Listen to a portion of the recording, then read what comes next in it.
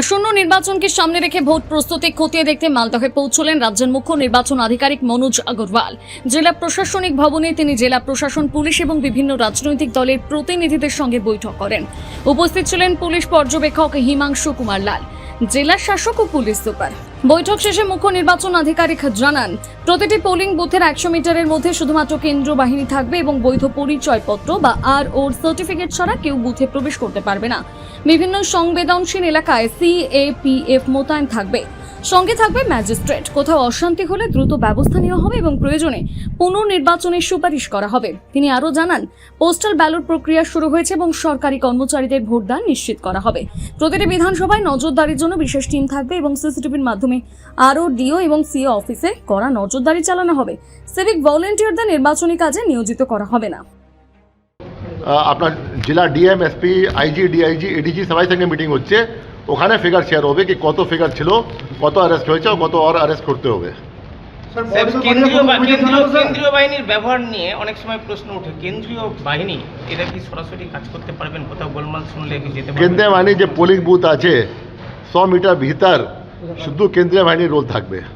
100 metre ভিতর কেউ ঢুকতে পারবে না যার ভোটার নেই, या যার কাছে আরও থেকে সার্টিফিকেট নেই, আরও থেকে ও আই কার্ড নেই, কি খাবার দিতে যাচ্ছে, জল দিতে যাচ্ছে, या কোনো মেকানিক আছে যে টিভি ঠিক করতে এসছে, সিসিটিভি ঠিক করতে এসছে, या ইভিএম ঠিক করতে এসছে।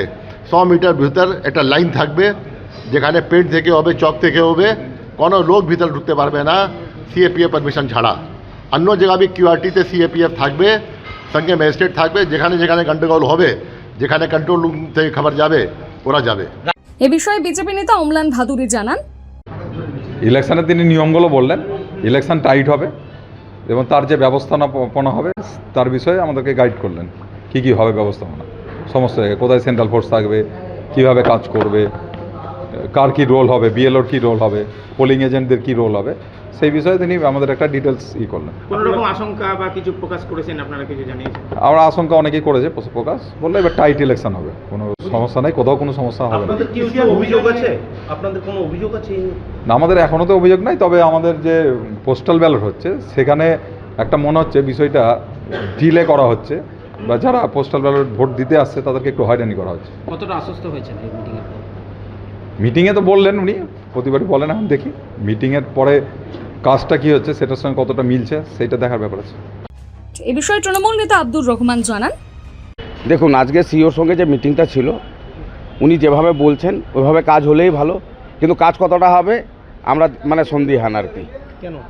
দেখেন, অনেক সময় দেখা যায় এখন যুদ্ধ রোপ চলছে সব জায়গায়। এখন আমরা কার সঙ্গে লড়াই করছি আমরা নিজেরাই জানি না। প্রত্যেকটা বাড়ি মনে হচ্ছে ফোর্স ভরে গেছে। এখন যেভাবে বলেছেন উনি, সেভাবে যদি কাজ হয় তাহলে ঠিক আছে। আপনাদের পক্ষ থেকে কিছু বলা হয়েছে নাকি, কোনো অভিযোগ জানানো হয়েছে, কোনো দাবি করা হয়েছে? আমাদের যেগুলো আছে জল এবং যে সমস্ত ব্যাপার ছিল এবং যে সমস্ত এলাকায় আমাদের ফোর্স ডিপ্লয়মেন্ট হবে তাদের যেন তালিকা আমাদের দেওয়া হয় এবং আমরা যেন জানতে পারি। আপনারা কি আশঙ্কা করছেন, কি হতে পারে? কারণ আশঙ্কার কিছু নেই, যদি সবসময় তো আপনারা জানেন প্রথম থেকেই আমাদের একটা ইলেকশন কমিশনের বিরুদ্ধে লড়াই চলছে এবং উনি যেভাবে ভাষাটা এখন বললেন, যে সমস্ত কথা বললেন, সেগুলো যদি ঠিক থাকে তাহলে ঠিক আছে। মালদা থেকে পরিতোষ সরকারের প্রতিবেদন, নিউজ টুডে।